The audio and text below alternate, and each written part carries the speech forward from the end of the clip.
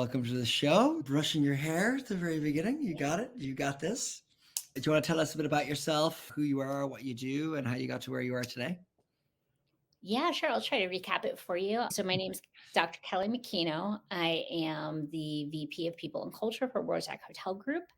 We are a hotel management company, owner and operator of 10, soon to be 11 hotels in Philly, Fort Lauderdale, and the DC area. Today, I'm actually on site in Reston, Virginia, visiting our beautiful, talking to you. So I've been in HR for probably, oh my gosh, 15 years. And prior to that, funny enough, I was a MSW. I was a counselor. So as you can probably guess, use those skills every day. And I'm responsible for the culture, for the people oriented programming, as well as compliance and payroll and a few of the other less fun things for the organization. But I definitely enjoy every minute of it. HR is a fabulous place. Oh, and forgot to mention, I have the doctorate is in leadership development. So I'm super passionate about homegrowing heroes in our organization and making sure that people have a workplace that they can really blossom at and enjoy a job that gives them purpose and fuels their souls. So that's me in a nutshell. That is awesome. And you're definitely the most qualified person I've ever had in the podcast. Definitely got the most strings to your bow, or whatever the phrase is. Your background and your sort of experience in sort of culture and leadership, I think, is definitely unparalleled on the podcast. But also, I think, like, just on paper, the Wurzak Group are like, must be very lucky to have you. I think when we think about like leadership, I think we should just dive right into leadership. Let's do Let's talk leadership. Let's talk hospitality. What makes a great leader in hospitality? Go. Core, I'd say this. If a leader gives to the people that report to them the same level of relationship management skills that they give to the guests that they serve, they will be a great leader. It Okay. might So, manifest differently, yeah. but Okay. Give some color there because, for example, I walk into a hotel and GM comes up and he's, Mr. Mann, it's such a pleasure to meet you. Thank you so much for coming to our hotel. We got all these extra rewards. You're going to get late checkout tomorrow. Oh my God, you're so nice. Thank you. And would he speak like that to the rest of the team? Is that what you're saying? That's as well, treat the guests, but also treat the staff. great. Is that what you're getting at there or what? So let's dig down a click level. Yeah. Let's dig down a click on that one. So the goal of that interaction is to have the GM meet this person as they're coming in the front door, make them feel instantly welcome, make them feel emotionally attached to the brand, make them feel like this is a home away from home, right? Yeah. And that GM interacts with the guest on the level that is both budgetarily appropriate, because we're not going to give away the farm, right? And also in a way that really connects in a genuine and authentic level with that guest, right? If the leaders are interacting with the people that they lead on the same level and creating that same connection, making the ordinary extraordinary, showing the behavior that they want that person to receive, then that is the thing where I'm saying we want to give each other the same level of guest service that we are giving to the people who stay at the hotel. It doesn't mean that we're going to give them whatever they want, right? Yeah. But we're going to make them feel happy, connected, and ready to come back. And how does that manifest itself in a material way? You mean from like the management procedures, or tell me what you mean by a material way? What I mean by material is, like, how does that actually happen? You know what I mean? It's so you can design programs for learning and leadership, and then what you want is like the implementation of them and people to try them. And then how do you measure what is the material impact of that kind of initiative? Ooh, great question. There's 3 things baked in there. So first, let's say, what is the manifestation of that leadership? And then how do we ensure that the leadership program is really doing its thing, and then how do we measure it? There's kind of three. So I'll tease I those ask three I things ask apart. really annoying questions, I know. No, they're great questions. They're great questions. So the first thing I think for a really great leadership, the first thing you have to do is pretend like you're a painter. And when a great painter is wanting to recreate a scene, they forget what they're looking at. They don't see violets and they don't see sky and they don't see dirt. They see blues and purples and greens and browns, and they just paint what's in front of them. So we have to let go of the idea of leadership and look at what are the behaviors that make a great leader, right? So in order to materially teach leadership, we're just looking at how do we teach certain clusters of behavioral competencies, relationship management, negotiation, mediation, emotional control, all of those things that make a great leader. So you can do that for a GM level, you can do that for the front desk, you can do that for a line cook. But what we're really focusing on is building those emotional intelligence skills. Okay. Okay. So how do you do that? It's a social learning process. So we can't just plunk somebody down in a conference room and say, here's a case study, go at it, and expect them to be able to use those skills. So in order to be able to really get it going, we need to get people into situations where they can grow under a really good mentor that's modeling and teaching those skills like with like real world impactful type of experiences, right? So think of it in terms of when we teach a counselor how to be a counselor, we have somebody observe them, but they go and they do the counseling session, right? So to teach service recovery, like for an upset guest, we're going to have like a good pregame with that frontline front desk manager. We're going to go, we're going to tell them, all right, this is what we want you to go do. Now go calm the guest down. Here's your talking points. They go, they calm the guest down. They come back and the mentor says, how did it go? What would you change? What did you like? How effective did you feel like it was? That's the learning process. So a really good leadership development program is going to give them the tools that they need on the management aspect, but also teach them all of those behavioral skills that we need paired up with good mentors, paired up with good buddies. And then how do we measure the impact of that? It's going to show up in things like our P&L. It's going to show up in attendance. It's going to show up in so many different areas where you're going to, whenever we're measuring organizational effectiveness, a lot of that kind of stuff. Because good leaders, the more skilled a leader is, the more they can get people to do what they don't want to do.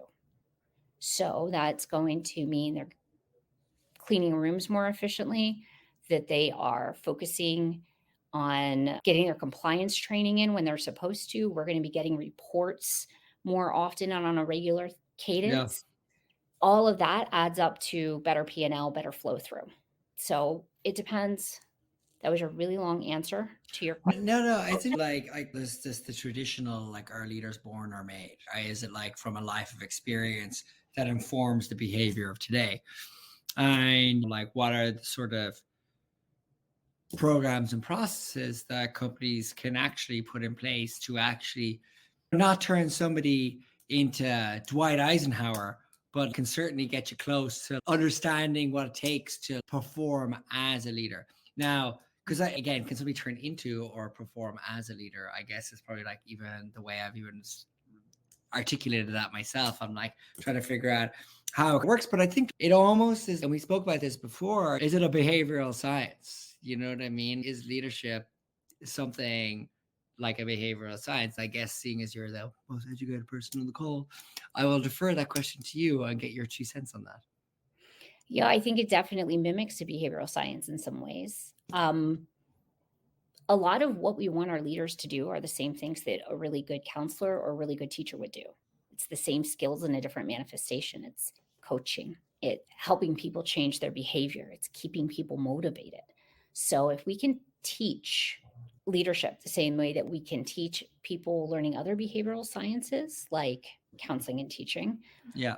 then that is the way that people have found the most success with it. And there's some organizations that have actually done that. Google's a good example. The way they run their organizational leadership development programs is excellent. A couple of the larger consultancy firms take a similar view. But I do think that if we focus on the way we want our leaders to act versus like building a leader, it winds up going a lot faster because really people are just mirror images of the culture that they're in. So if we're Yes. embedding the behaviors that we want to see in an accountable way into our culture, then everybody's going to have to get on board, right? So again, but that demands good leadership in and of itself, because what you want is your sort of senior leadership, so to speak, to live, breathe, and die by the norms and behaviors that they want to impress upon the rest of the organization.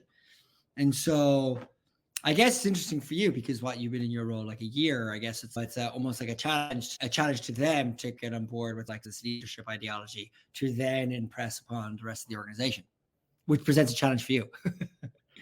Totally agree. One thing that we were talking about before that I really think you hit the nail on the head on is that it's all about finding a tipping point in the culture and in the organization to ensure that we're moving in the direction that we want to. We're not going to get it perfect every day, and we're not going to be able to embed it all the way into the culture across every group. That's not necessarily something that's probably going to happen, right? But we can get most of it. And the important thing is to normalize it, get that tipping point strong enough that what we're looking to see is normal. And that makes it a lot easier to hold people accountable to Yeah. what you want to see in management.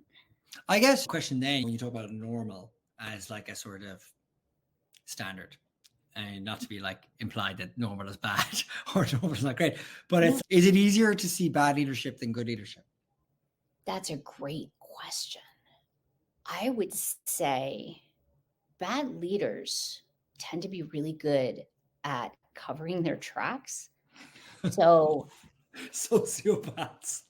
bad leaders, think about it in terms of like how many times have you been in like a situation where like just take it like to like the boyfriend girlfriend level, right? Like you've seen all the red flags, but it took it a minute. It took a minute to really for it to sink in that this is actually a pattern and it wasn't a situational thing, right? Now, if somebody is that same person with the red flags goes to work and it is just as hard for their coworkers to notice that red flag pattern as it is everyone else. And the savvier, usually the worse a leader is, the savvier they are when it comes to that kind of stuff. So, is it easier to see? Yes, in theory, but it can be really hard to pick up because, especially like when you have a situation where you've got, say, maybe a director that's not doing a good job, it will appear that the managers under them, that the people around them are the ones not doing a good job, when in fact they're Yeah. doing a better job, like in spite of the leader. Does that make sense? No, it does. I guess the reason I think about it is like hospitality is unique in terms of the importance of people within the sort of brand and the experience in a way that using Duolingo as an app on your phone is you don't know anything about the people who made the app. All you know is it's good. You know what I mean? Whereas this, like you're interfacing with humans. And so leadership is even more important because there's so many facets to the running of the business of which they're a part of a human chain. And Amen. so what separates good from great in a lot of these organizations is great people and great leaders. And a hotel is a hotel, like they're a commodity in one sense. There's like a hotel here and a hotel there. And what are you picking it for? You know what I mean? Obviously, there are experiences and everything else. But like, I'll give you an example. But you go back for Uh, the relationships, right? yeah, but that's what I was going to say. So, like, I had a guy on the podcast, and he's the director of OpEx at Dave and Buster's, and he was like, "Look, like we're at almost 200 locations, and we're like fundamentally an arcade with food. So, there's nothing patentable about what they're doing, but they've hit 200 locations, and other people are doing 5 or 10 locations. So there isn't really a kind of competition against them. And man, it's the culture is the difference. Like how we've designed our culture, why people want to work here, why people want to stay, how we give people opportunities is really what separates it. But that entire mindset stems from a leadership perspective that like encourages people to like bring their best self forward in the workplace. So in one sense, am I conflating leadership and culture, or are they like so intertwined that great leadership would imply great culture? Great organization are leadership incubators. Yeah, Everybody is doing the same thing. They all think the same way. Think about it in terms of the Ritz Carlton. If you've ever had dinner in any of their restaurants, the Ritz Carlton, their critical thinking skills of the teams are just excellent as yeah. compared like the I'm afraid to name Careful a brand. now. I don't want to trash talk anybody. Like that hotel by the side of the highway that you just crash at and is completely forgettable, right? It's the people. And it has to do with the fact that they all think of themselves as leaders in a way, right? That front desk thinks of themselves, they have an ownership, they have an accountability, they think of themselves as a leader to the guest, Yeah, right? Like servant leadership, the concepts are very intertwined. yeah, That's not an accident that that those two were put together, because heart of service will just have different manifestations. So we just want to lean in on that really hard. And so it is in the culture, like the behaviors that we want to see are in the culture. And then the way that the front line uses those skills is one way, the way that the managers use those skills are a different way.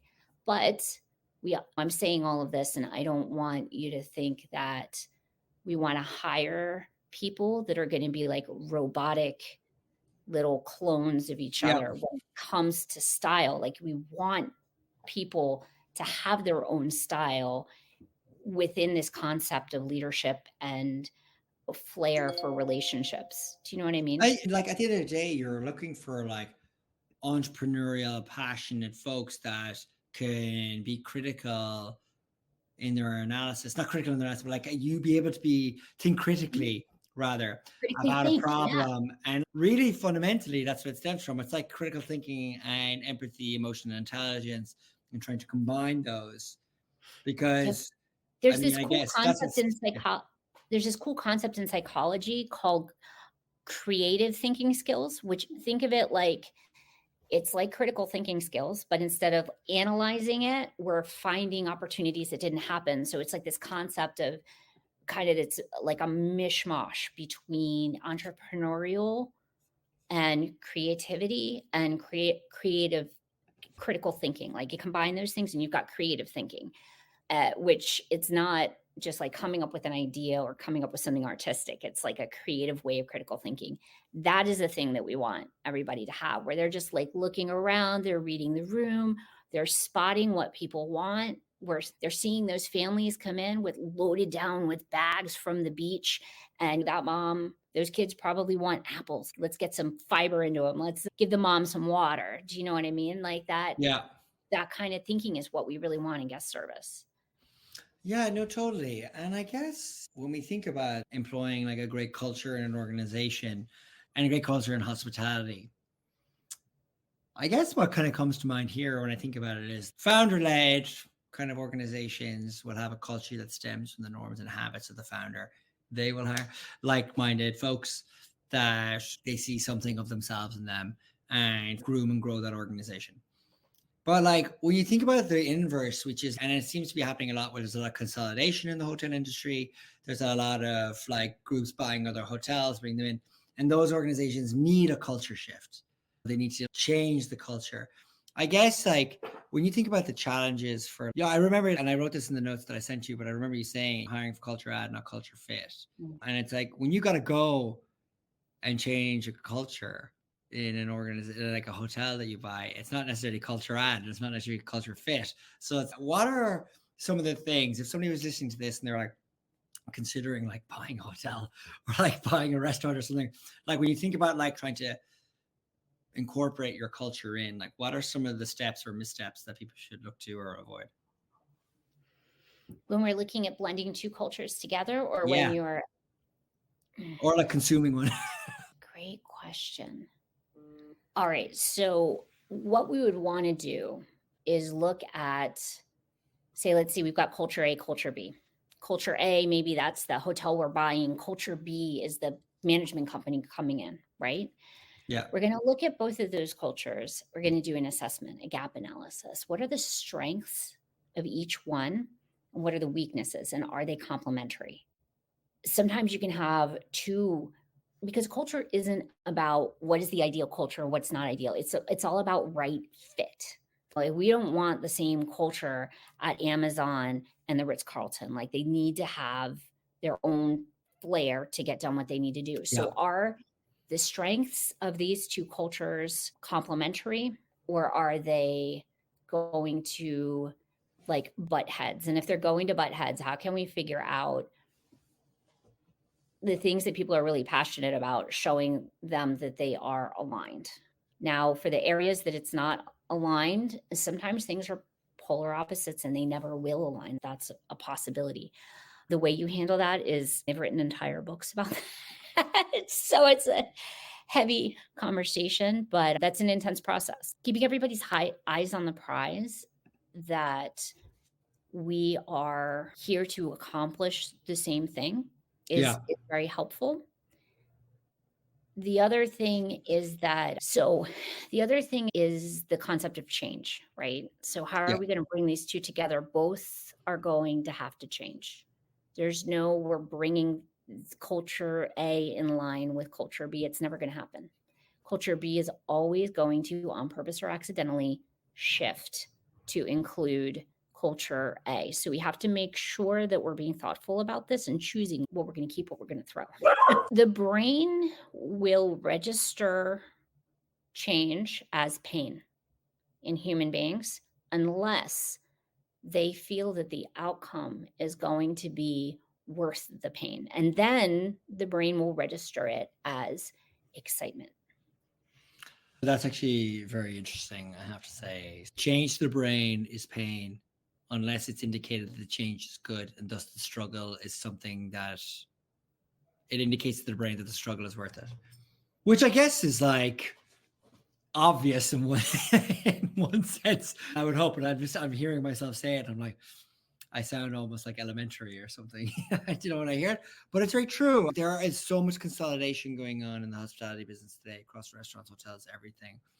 And we talk a lot about great culture, and I tend to have conversations about culture under the guise of you're a growing business, like you're scaling net new. So your culture is starting from like, how do you like bring that culture to the next store and to the next, versus what's actually happening in a lot of the businesses I'm talking to is they're buying struggling assets to turn them around, to turn around jobs, whichever, which obviously has a different cultural implication in the sense that there are people who've worked there for 20 years and they've done it a certain way. People invested in businesses emotionally, spiritually, financially, and what are their sort of motivations and ambitions for what your plans are, which I find quite fascinating, especially when I think of change as pain.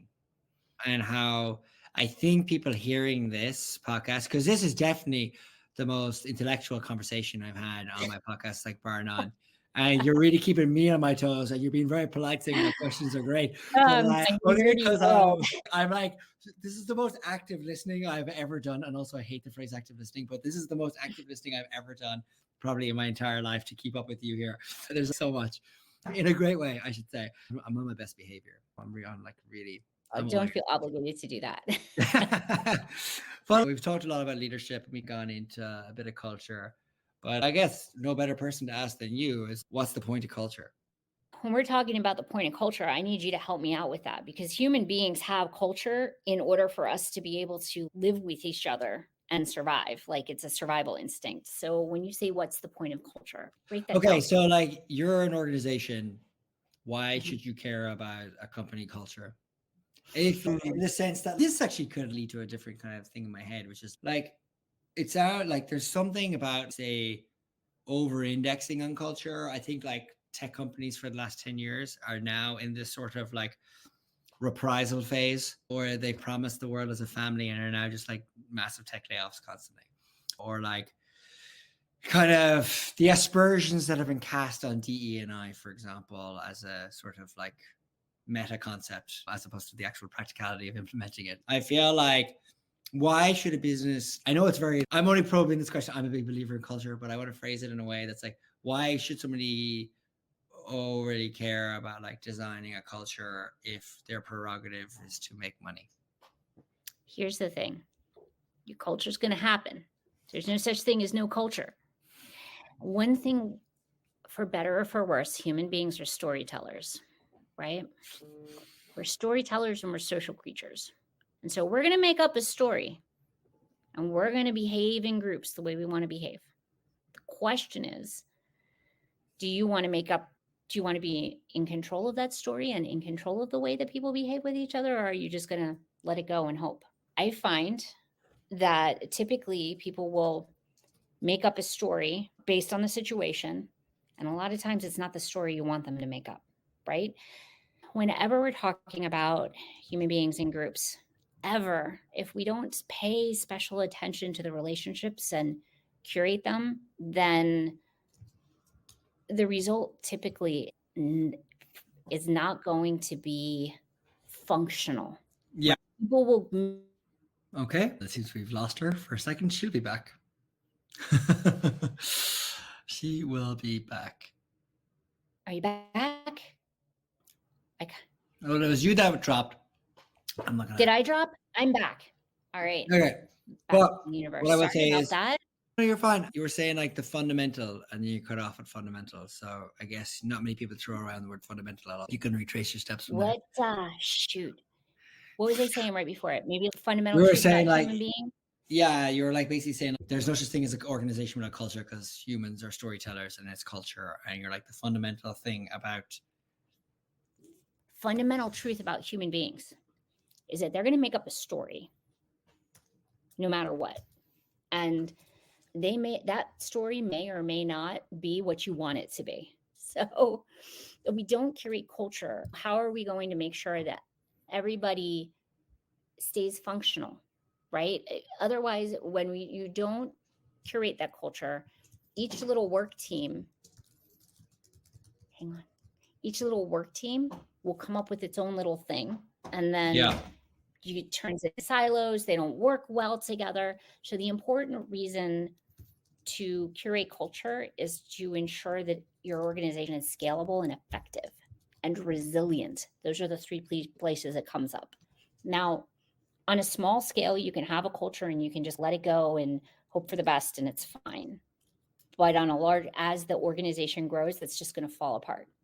The other thing that's really important is that, and it was part of the reason why DE and I got a bad name, is because we do a lot of checking the box and doing the activity, but we don't do the deep work.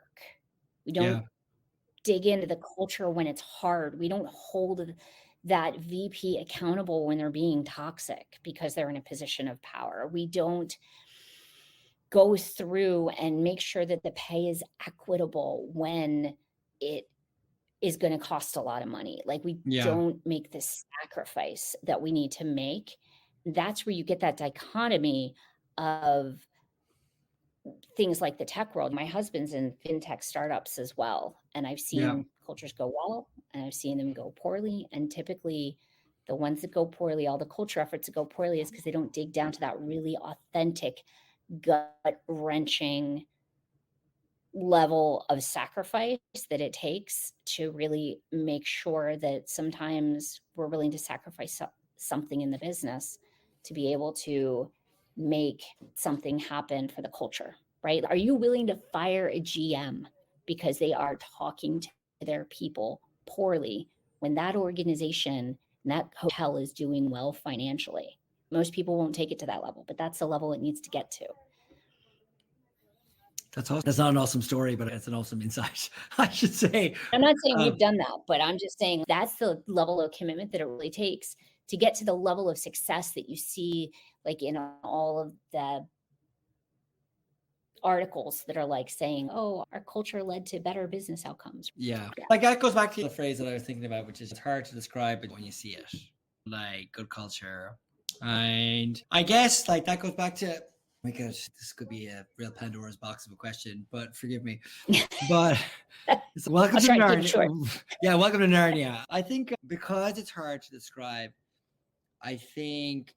because I think like the way I look at it is, how can you put action against the words? So when you see a company mission statement, company values, like we stand for impact and we stand for action, and we stand for love. And I'm reaming off my old companies ones, which I loved, but they were like words. And it was like, what are you doing for action? And what are you doing for, say, impact or love? And I love them because they were short, and I hate all the wishy-washy ones. But the point I'm making is, how do you get people to buy into those? And the way I'm hearing you today is that it does stem from your leadership, which obviously makes sense because you want your leaders to live and breathe the mission and values of the organization. Because if you're not going to do it, then why should? It's almost, that's the point of it. That's what I'm trying to get at. Would somebody? It's not, you don't tie it to leadership. You don't tie it to the leadership. Maslow's hierarchy of needs, right? If you really want somebody to take something seriously, you tie it to the food and water level, you tie it to their pay, and you tie it to their advancement. So if I really want somebody to take my mission, vision, values seriously, I'm going to define them, and I'm going to put that into a performance review. And I am going to pay based on their success in the performance review. And I am going to make them eligible for a promotion or an advancement or a better job based on that as well. So the last organization that I worked at was called Tang & Company. It was a family-run business, a very diverse portfolio of businesses. And that's exactly what we did. We had 6 behaviors that we felt defined like the Tang way. And we defined each one of them in terms of people's jobs. And that was the performance review. We also had usually 2 or 3 more like concrete goals, like making sure that like your scores were here and your stuff got in, all that kind of stuff. But that's how you do it. You tie it to the performance. It's got to be like the food, water, bread. If I have to behave a certain way to get a bonus, you better believe that's exactly what we're going to have. That is why American, do you remember the thing that happened with the Wells Fargo where people were like opening bank accounts for other people that didn't exist, right? Because they rewarded the behavior that actually went on, not the behavior that they wanted to see. As I answered that, my dog was barking. So I apologize, listeners, for hearing, because that was actually really insightful. He's agreeing with me. Yeah. And it was she, because the he is mellow and she is not. But what I will say is, and that's true, like somebody on the podcast, and they're going to kill me when they hear this but they made a really good point about this. It was like Google the Enron mission and values, and oh boy, did they live those. You know what I mean? Integrity, I think, was the number one. But what does it mean if it's not being lived? And to your point, it's about aligning the incentives of the employee against like your mission, your core mission and values. And I think that's a great little send off for this. The last question I always ask, Kelly, because I appreciate that we're at time and you're in a conference room clearly with people that are coming in and hearing all this. I literally have a line outside my door right now, but they can wait. Make them wait. Make them wait. Okay. Last question I ask everybody is, for a piece of advice you would give somebody listening to this podcast, given everything that you said, given that the audience are like peers and owners of hospitality businesses, what advice would you give them given what you spoke about today? Okay. It's not my advice. I'm going to pass along some advice by a really smart guy whose name is also Kelly. He said, the solutions to your professional problem exist, but they do not lie in your field. They lie outside your field. So if you have a problem that you feel like is unsolvable, look to another field and see who else has solved it. I actually enjoy that because that's effectively how I mentally operate too. So that's awesome. Kelly, this was something else, I have to say. I've enjoyed every second of hearing your philosophy and ideology, so to speak, relating to HR and people and leadership and culture. And actually, genuinely, I think they're so lucky to have you. I think you're like phenomenal at this. And I think more time in that organization, you're going to be a star. So thanks so much for coming on. I really appreciate it. It was a wonderful conversation, Alex. Thank you so much. I love your questions. They were so in-depth, and I love the approach that you take to this. So thank you so much for having me on. It was lovely. Awesome. How about that? There we go. Boom.